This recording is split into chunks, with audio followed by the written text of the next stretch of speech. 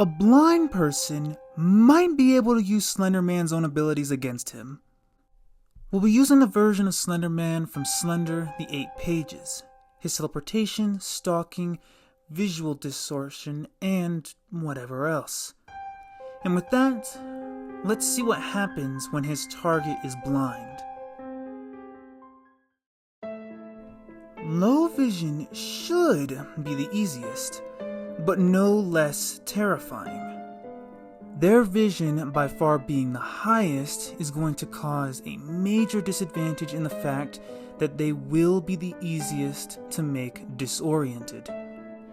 While quite a few of them will have blurry vision or some black spots, some of them can actually see crystal clear in certain areas of their sight.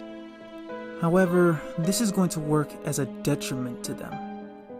The Slenderman is very vision-based. You look at him too long, you're gone. You look at him too long, your vision's going to be enveloped with more static over time. However, individuals who have low vision are going to be the fastest here. The moment they realize something is wrong, they can turn around and get a move on, traversing the woods with much ease. Now, legally blind individuals are probably going to have the most psychologically horrifying experience out of everyone here. Their first major problem is actually going to be mobility. They're going to be traversing the woods a bit slower than somebody who just has low vision. There's also a chance that it may take slightly longer for them to realize that something is wrong.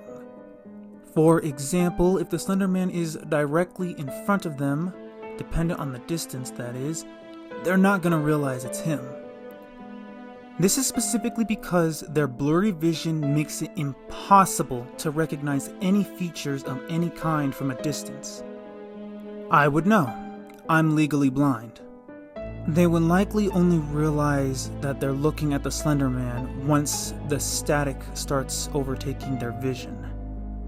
The good news is, since someone who's legally blind is very reliant on the cane, they don't need to look up. They don't need to look up at all. They can walk in any direction and not really have a risk of dealing with that static at all or being taken by the Slenderman via looking at him. Not only that, but it'll be a little bit harder for them to be disoriented from the static because they're much more used to not relying on their vision as much. Though this will come at the cost of them being a tad bit easier to cut off with the teleportation. Once Slenderman starts becoming a little more aggressive and teleporting everywhere, it could be a bit harder for them to get around since they have to move a bit slower. This experience would overall cause quite a few jump scares, very easily. Someone who's completely blind actually has a massive advantage against the Slenderman and can actually use his abilities against him. The blindness itself is a complete advantage to this version of Slenderman. Someone who is completely blind has no reason to look up at all, meaning they can't be caught visually. Slenderman is weaker at a distance.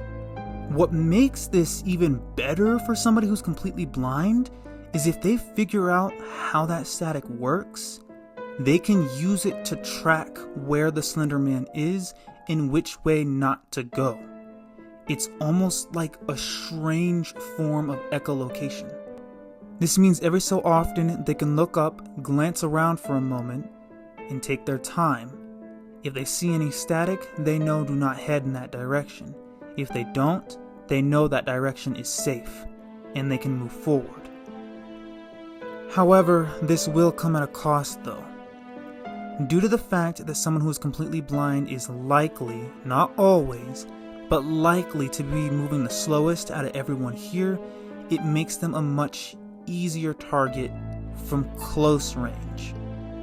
Slenderman, if he decides to get a little more aggressive, could potentially try to catch them at close range. Now, someone who is completely blind will also have a much easier time hearing any sounds, so if the Slenderman does happen to make some sounds, they could detect him that way as well. And if he does come in close, they could still get away quickly, though they might get lost. Chances of escape overall are pretty darn low. But wait, there's more, because if there's one thing the blind are known for, it's being very, very adaptive. We have quite a few tools at our disposal. Immediately, anything vision related is not going to be an issue for the White Cane. It doesn't rely on sight, not at all. It just smacks whatever's in the path. Though it will not be able to detect anything at a distance, and it can't tell you where the Slenderman is until he's about 5 feet away from you. By then it'd be too late. But at the very least, it can help somebody who can't see navigate their way around, stay on the path, and avoid any obstacles. If there's another thing to be known about blind people, they're constantly using technology these days. We rely pretty heavily on the telephone. What do we rely on that? Why, the camera, of course. The camera on the phone actually can be used to describe the area around them, giving them a better idea of the layout and making it a bit easier to navigate. In order to do this, apps like Be My Eyes or Seeing AI are required to get such a description. And there is the risk, however, of the static causing a problem because these are visual elements. And Be My Eyes uses a live volunteer, meaning another human being would be helping the individual out. Thus, they'd be at risk of anything visual disorienting them.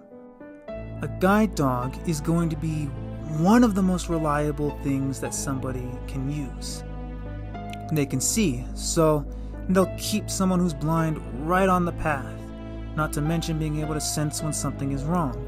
There is also the possibility of them scenting the Slenderman, since apparently he smells like butter popcorn. I don't write the rules, I just play the game.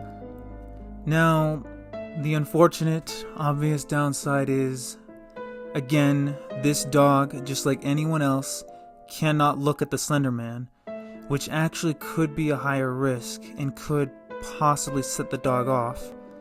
Might even disorient the dog, making it much, much more difficult to be guided. This is actually unfortunate, and I believe actually could counteract one advantage. Normally, a guide dog is pretty darn trained, meaning they're not going to be running off, and they're not going to be freaking out. But with static type of effects going on in the vision, there's no telling how the dog is going to react. There's a chance that whoever's walking with a guide dog could potentially lose that dog, or something else. They might even have a harder time navigating if they did bring a dog with them. Echolocation is something that really changes how this goes. This particular tool is very, very good, as it almost makes a blind person have sight. Something interesting about echolocation is that blind people, when they use it, they can tell the shape of an object, where it is, if it's moving or not, and the texture of said object. This means with just a few clicks in the right direction, they can start mapping the area pretty quickly, possibly even just as fast or faster than a sighted individual. Overall, these are the possibilities if a blind person were to try and survive the Slenderman. What do you think? Would they survive? Would they not survive? I don't know.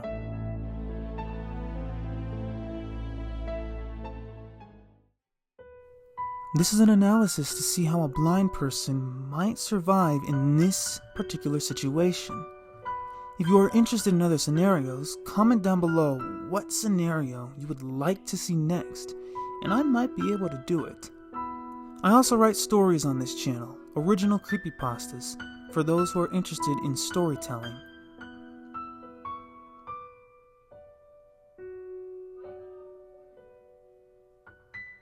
of storytelling.